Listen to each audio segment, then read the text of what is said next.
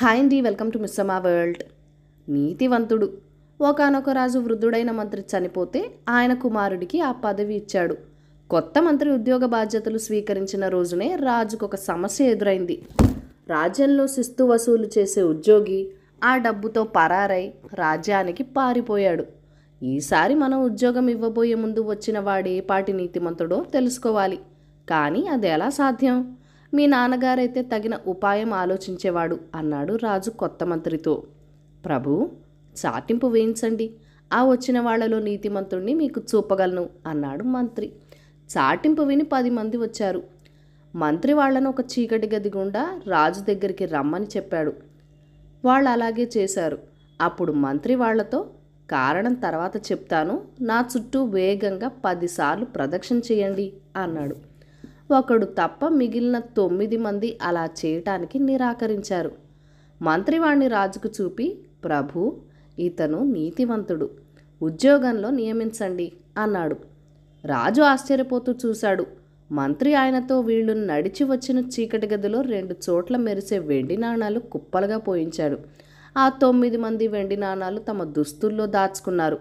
వేగంగా కదిలేటప్పుడు వాటి శబ్దం వినబడి తమ దొంగతనం బయటపడుతుందని ప్రదక్షిణ చేయటానికి నిరాకరించారు అని చెప్పాడు. వాళ్లను పరీక్షించగా మంత్రి చెప్పిందని నిజమేనని రుజువైంది. రాజు మంత్రి చూపిన నీతివంతుని ఉద్యోగంలో నియమించాడు.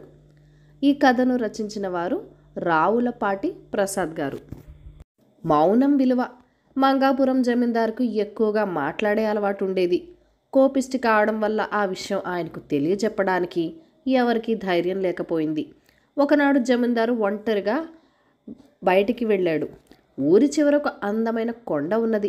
జమీందార్కి కొండ మీదకి వెళ్ళాలనిపించింది. కొండ దిగున గొర్రెల కాపరి ఒకడు కనిపించాడు. వాణ్ణి తోడుగా రమ్మని జమీందారు కొండకేసి నడిచాడు. గొర్రెల కాపరి మాట్లాడకుండా చకచక కొండకి పోసాగాడు. జమీందారు ఏవేవో మాట్లాడుతూ వెనకబడిపోయాడు. కొంతసేపటికి ఆయాసంతో ఒక బండ మీద చతికిలబడ్డాడు. కొండ ఎక్కాలంటే మౌనంగా నడవడం చాలా ముఖ్యం. అప్పుడే అలసట లేకుండా త్వరగా కొండెక్కగలం అన్నాడు గొర్రెల కాపరి అమాయకంగా. కొండెక్కడానికి కాదు, జీవితంలో పైకి రావాలన్నా అతిగా మాట్లాడడం మంచిది కాదన్న విషయం జమీందారికి అప్పుడు అర్థమైంది. ఆ తర్వాత ఆయన మౌనం విలువ తెలుసుకొని అందరి చేత మిథభాషి అనిపించుకున్నాడు. ఈ కథను రచించిన వారు తాటిచెర్ల గురురామప్రసాద్ గారు. అపాత్రదానం. సత్యానంద స్వామి శిష్యులతో దేశాటన చేస్తూ ఉదయగిరి అనే ఊరికి వెళ్ళారు. అక్కడ చెరువు గట్టున తాటాకు పందిళ్ళు వేసి వాటిలో అన్నదానం చేస్తున్నాడు రాజు. అలా ప్రతిరోజు జరుగుతూనే ఉంది. ఒకరోజు సత్యానంద స్వామి చెరువు గట్టున ఉన్న పందిర్లోకి వచ్చి, మీ రాజు మూర్ఖుడిలా ఉన్నాడు అన్నాడు. ఆ విషయం రాజుకు తెలిసి ఆగ్రహించి సత్యానంద స్వామిని సభకు పిలిపించి నిలదీశాడు. స్వామి, తమరు నన్ను మూర్ఖుడని అన్నమాట నిజమేనా అన్నాడు. నిజమే మహారాజా అని ఒప్పుకున్నాడు సత్యానందుడు. అన్నదానం చేయటం మూర్ఖత్వమా అని అడిగాడు రాజు. అపాత్రదానం మూర్ఖత్వమే రాజా. అపాత్రదానమా? చెరువు ఎండిపోయి పంటలు పండక ప్రజలు ఆకలితో మాడుతుంటే వారికి పట్టడన్నం పెట్టడం తప్పెలా అవుతుంది అన్నాడు రాజు. రాజా, ప్రజలకు చేపలు దానం చేయటం కాదు, చేపలు ఎలా పట్టుకోవాలో నేర్పాలని పెద్దలు చెప్పారు. చెరువు ఎండిపోవడానికి కారణం అది మేటు వేసింది. వర్షాకాలంలో నీళ్లు నిలవకుండా పోతున్నాయి. అందువలన ప్రజలతో పూడిక తీయిస్తూ అన్నం పెడితే ప్రయోజనం ఉంటుంది. కనీసం వచ్చే సంవత్సరం కురిసే వర్షాలు చెరువులో నిలవ ఉండే పంటలు పండుతాయి అన్నాడు సత్యానంద స్వామి. రాజుకు తన తప్పు తెలిసి వచ్చింది. మర్నాటి నుంచి ప్రజలతో చెరువు పూడిక తీయిస్తూ వారికి భోజనాలు ఏర్పాటు చేశాడు. ఈ కథను రచించిన వారు వాణిశ్రీ గారు. వ్యాపారంలో కిటుకు.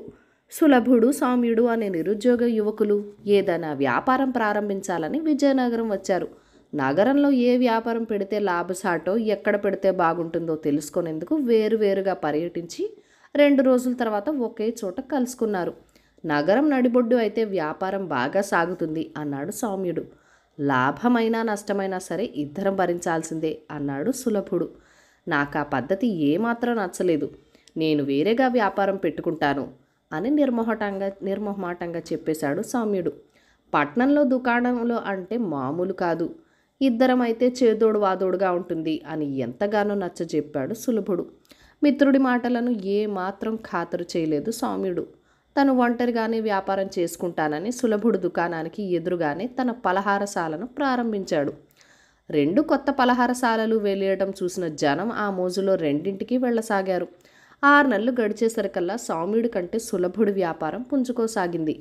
క్రమేపీ సౌమ్యుడు పలహారశాలకు జనం తగ్గసాగారు. అప్పటి నుండి భారీ నష్టం వచ్చింది. చేతి మదుపురాని గడ్డు పరిస్థితి ఎదుర్కొన్నాడు. చిట్ట చివరికి ఏం చేయాలో తెలియక మరలా మిత్రుడు సులభుడిని కలిసి గోడు పెట్టుకున్నాడు సౌమ్యుడు. నీ మాటలను పెడచెవిన పెట్టి వ్యాపారం వేరుగా పెట్టాను. మన ఇద్దరం ఒకే వ్యాపారం చేసినా, అది నగరం నడిబొడ్డున పెట్టినా సరే నేను ఎలాగో చితికిపోయానో నాకు అర్థం కావడం లేదు. జనం నీ కొట్టుకే వస్తున్నారు అని తన సందేహాన్ని వ్యక్తం చేశాడు సౌమ్యుడు. ఆ మాట విన్న సులభుడు నవ్వుతూ, వ్యాపారస్తుడికి జనం నాడి పట్టుకోవడం తెలియాలి, కిటుకులు ప్రయోగించాలి, అప్పుడు తప్పనిసరిగా పుంజుకుంటుంది అన్నాడు. మరి నేను చిట్కాలే ప్రయోగించాను. వచ్చే జనం నా దగ్గరికే మరలా రావాలని చెప్పి వాళ్ళిచ్చే సొమ్ములో కొద్దిగా మినహాయించి రేపు ఎలాగో పలహారానికి వస్తారు కదా, అందులో చూసుకోవచ్చని చెప్పేవాడిని అని చిత్రంగా చూశాడు సౌమ్యుడు. అక్కడే నువ్వు దెబ్బతిన్నావు. నీ చిట్కాని నీకే ఎదురు తిరిగింది. ఎప్పుడైతే లెక్కల్లో ఖచ్చితత్వం లేకుండా పోయావో అప్పుడే తమకి బాకీ ఉన్నవాడిలా జనంలో ముద్రపడ్డావు. పైగా నీకు సహనం లేదని జన అనుకోవటం నేను విన్నాను అన్నాడు సులభుడు. నా తప్పేమిటో నాకు తెలిసి వచ్చింది. మరి నువ్వు నీ దుకాణాన్ని ఎలా అభివృద్ధిలోకి తీసుకొచ్చావు అని ఆసక్తిగా అడిగాడు సౌమ్యుడు. మరేం లేదు, ఎప్పటికప్పుడు లెక్కలు తేల్చి ఆనా పైసలతో సహా ఎవరిది వారికి ఇచ్చేసేవాడిని. ఒకవేళ నాకు ఎదురైన బాకీ ఉన్నా సరే ఈసారి నా దుకాణానికి వచ్చినప్పుడు చెల్లించండి పర్వాలేదు అని నవ్వుతూ చెప్పేవాడిని. మీలాంటి నిక్కచ్చి మనుషులు నా కొట్టుకి రావటమే గొప్ప అంటూ పొగిడేవాడిని.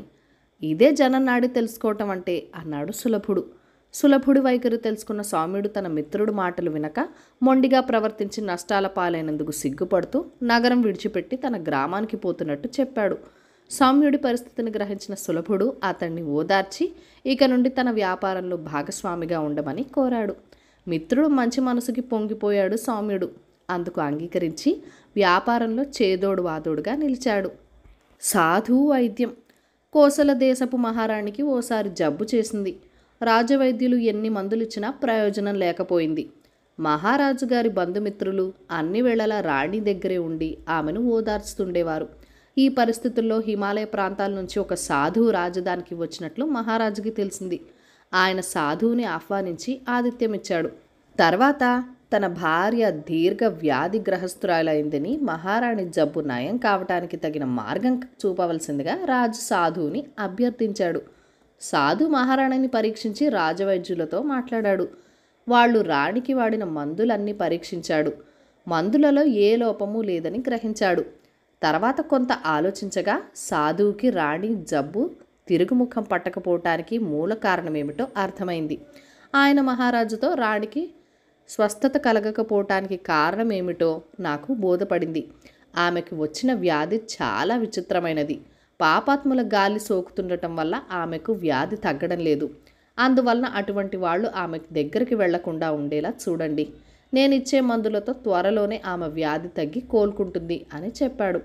సాధు మాటలకు రాజు ఆశ్చర్యపోయాడు. రాణిని పరామర్శించడానికి వచ్చే వాళ్లలో పాపాత్ములెవరో తెలుసుకోవటం ఎలా సాధ్యమవుతుంది? అయితే సాధు రాజుతో చెప్పినది విన్న బంధుమిత్రులందరూ అప్పటి నుండి రాణి దగ్గరికి పోవటానికి భయపడ్డారు.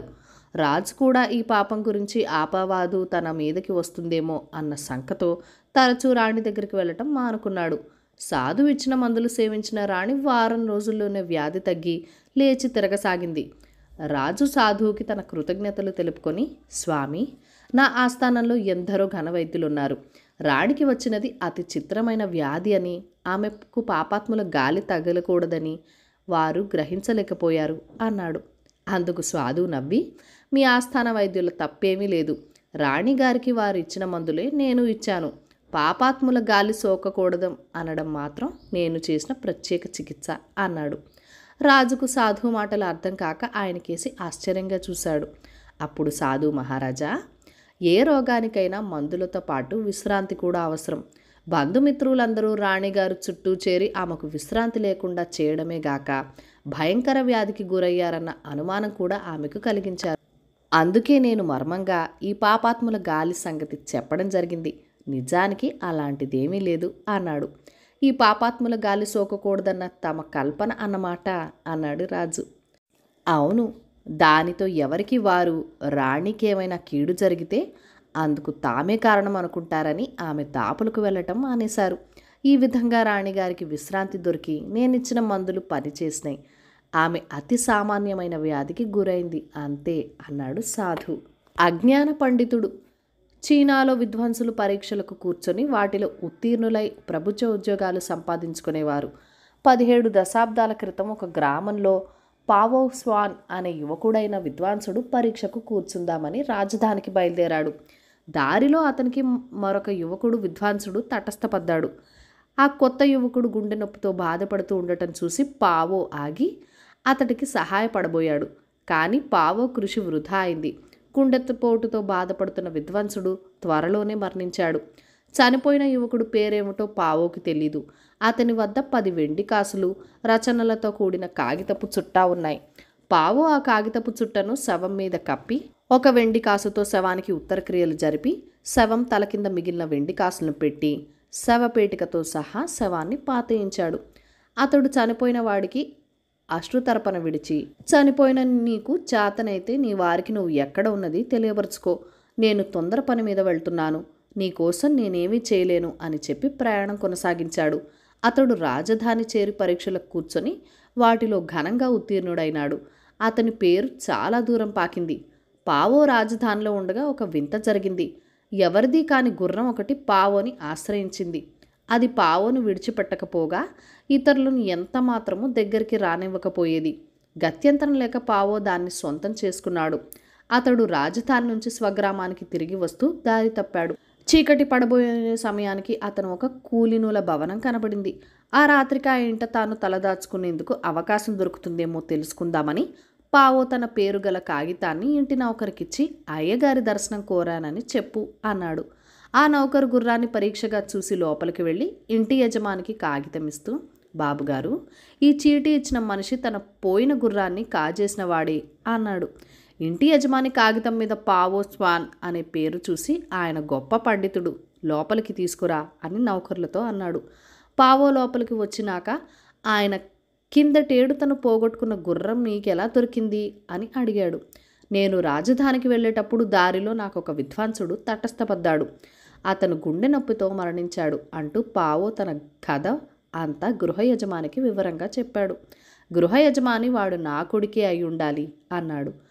ఆయన మర్నాడు బయలుదేరి వెళ్ళి పాతిన చోట ఉన్న శవపేకిటని తవ్వి చూస్తే చనిపోయిన ఆయన కొడుకేనని తేలింది. పావో చెప్పినట్లుగానే శవం మీద కాగితం చుట్ట కప్పి ఉన్నది. శవం తల కింద వెండి కాసులు కూడా ఉన్నాయి. పావో తన కొడుకు పట్ల చూపిన శ్రద్ధకు ఎంతో సంతోషించి ఆ కూలీనుడు ఆ స్థానానికి వెళ్ళి పావోని గట్టిగా సిఫార్సు చేశాడు. పావో ఉన్నత అధికారిగా పనిచేసి గొప్ప కీర్తి తెచ్చుకున్నాడు. కథ కంచికి మనం ఇంటికి. ఈ కథలను లైక్ చేయండి, షేర్ చేయండి. మన ఛానల్ని ఫస్ట్ టైం చూస్తున్నట్లయితే కనుక ప్లీజ్ సబ్స్క్రైబ్ చేసుకొని మీ సపోర్ట్ ఇవ్వండి. మీ అమూల్యమైన ఫీడ్బ్యాక్ అండ్ సజెషన్స్ నాతో కామెంట్ సెక్షన్లో కూడా షేర్ చేసేయండి. Thank you for watching. Bye bye.